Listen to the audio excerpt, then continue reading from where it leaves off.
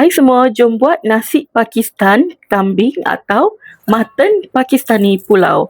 Resipi ni sangatlah mudah, sangatlah simple.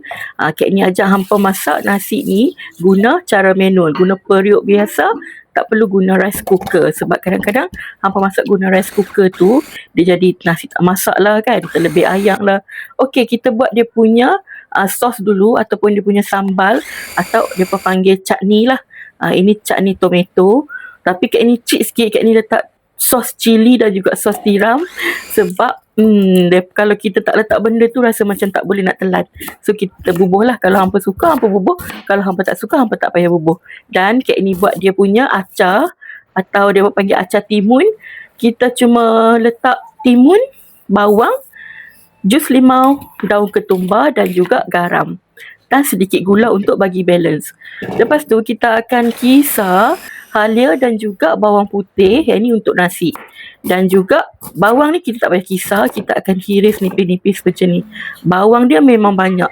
Lepas tu ini rempah-rempah dia, kita akan masuk dalam tumisan nasi nanti. Kambing tadi, Kak ni dah rebus tadi, rebus sampai lembut. Kita akan masukkan dalam nasi nanti bersama air rebusan. So Kak ni guna periuk ni, hampa nak guna periuk apa pun boleh. Macam biasa Kak ni guna periuk cuisiner lah, yang low casserole ni. Kita tumis bawang yang kita dah hiris tadi sampai betul-betul garing. Dia jadi color macam ni. Baru kita masukkan bahan rempah kita, kita goreng sekejap saja. Lepas tu kita terus masukkan kambing yang kita dah rebus tadi. Dan terus je masukkan beras yang kita dah cuci dan juga air rebusan kambing tadi. Lepas tu masukkan bahan kisar dan kacau rata.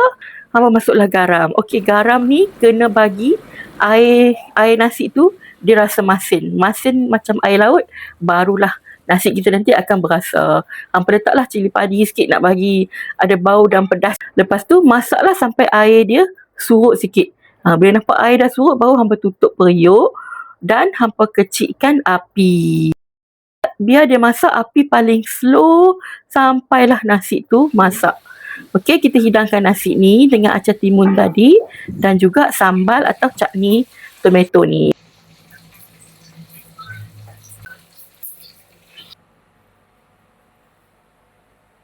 Nasi Pakistan ni dia lebih simple dan lebih ringan. Semua orang boleh terima. Kalau budak-budak mungkin boleh makan sebab rasa dia sangat sedap.